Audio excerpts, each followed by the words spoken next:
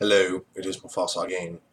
Unfortunately, don't have a gameplay video for you. I spent like 2 hours, not 2 hours, like an hour 20, I'd say, trying to figure out what the hell is going on with this Portal 2 mod, or this Portal mod, whatever the hell Portal it is. And every time I open it up, it closes or it crashes. Gets to the loading screen. It is a Valve game, so it has your Valve creepy bald guy with the thing on his thing.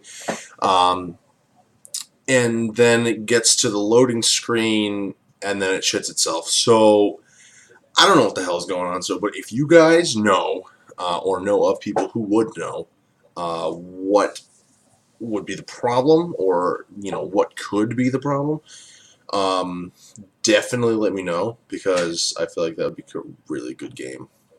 And it's kind of unfortunate that I can't play it.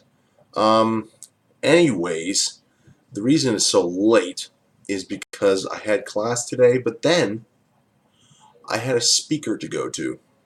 Now, this woman's name is irrelevant. Just kidding. It's Deborah Meyer.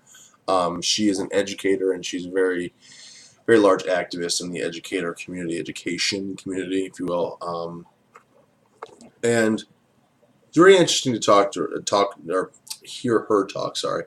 It was a symposium. That's what it was called.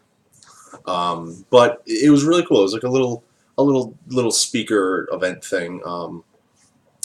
She helped found, I don't know, a few schools. I think in Boston, in Harlem, in Chicago, I believe. She's a very, very strong activist in the educator community, and it was just really interesting to hear her talk. She had a lot of really interesting things to say about teachers, about students, about surrounding cultures that affect students' learning. But it was really cool because she was talking about the Common Core and how students should be taught, and she talked a lot about standardized tests, and that recently I've kind of had a real interest in that stuff, or at least the topic of whether or not to really administer standardized tests. How many freaking time? Anyways, but her main point was, how can you really judge a student's learning through standardized tests? It's a really good point to think about, because if you think about it, these test makers that make these tests, how many times can I say tests in 5 minutes? The people who make these tests kind of make them with their own logic. And one of the examples she used was, she administered a test. One of her students answered it one way, and it was wrong. But the student went on to explain why his answer was right, and got the whole class on his side. So it's like very, very, I guess, extreme case here. What color is the sky? Blue, green, red, orange. It's obviously blue, but the kid said green. And he was like, this is why it is green. And he got the whole class to believe it. Now, that's not a logic problem by any means. It's just, known fact. But you start to think, it really does make a difference. I took the MTELs yesterday,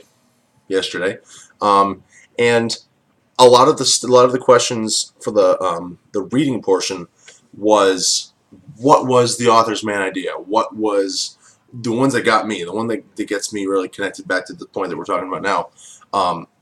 Which of the following sentences supports the author's opinion that this, and this?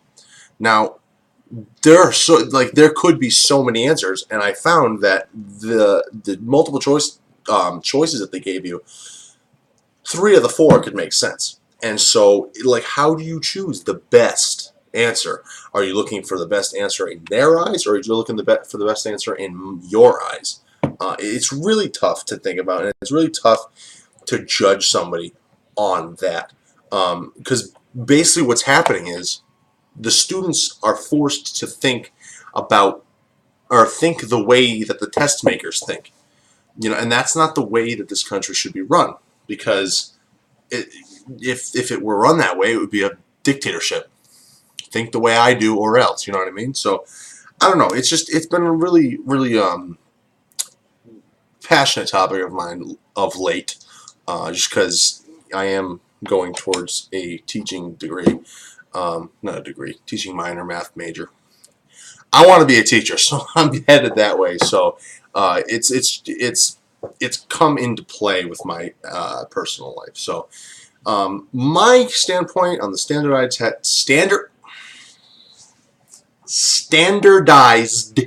tests, my view on those is they're bogus. And I'm not just going to stop there by saying they're bogus, because that's kind of bogus. I agree with what Miss Meyer had said during her speech.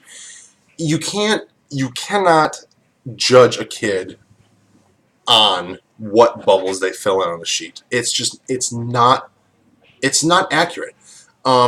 Because yes, most jobs out there are equations, this, that, and the other thing. But you look at the SATs. Yeah, some of it's math, but some of it is reading and writing. Now, a couple weeks ago, we examined a student's work. I think it was like third or fourth grade. What they did was, there was two different pieces of writing. The first piece of writing was handwritten, and it was like,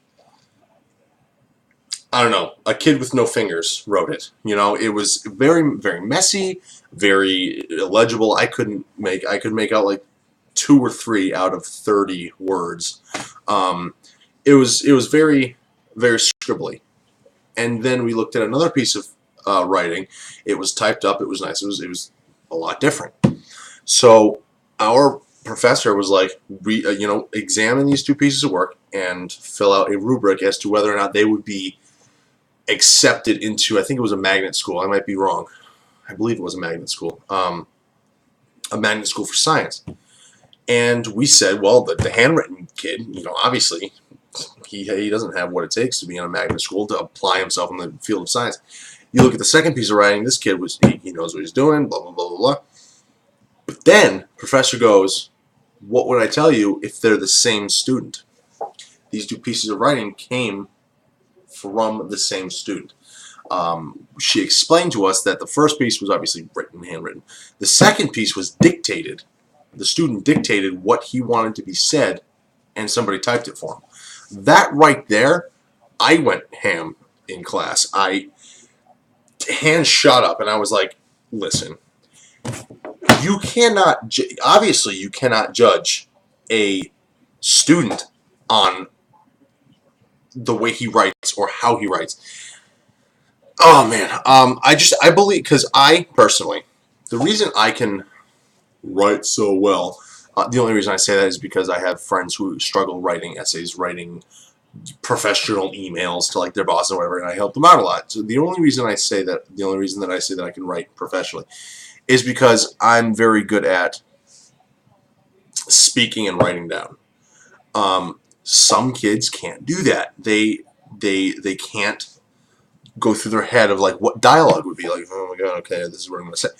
Some kids just be like, cheese, farm, bacon pants, and it doesn't make sense.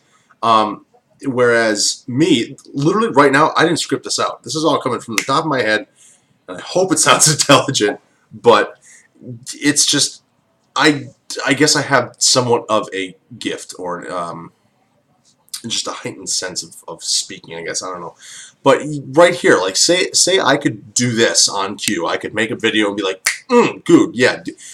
But then when it comes to writing an essay, I'm just like potato. Like, it's totally different. This is the same thing with standardized tests. If a kid is freaking, oh, there was a kid in my high school. He was like 3 grades ahead. He did calculus better than I could, better than half the class could, because he took the books over the summer, read them, memorized them, and then just knew everything. You know, it's just he was so, you know, advanced in that aspect of, you know, school. But let's say that he,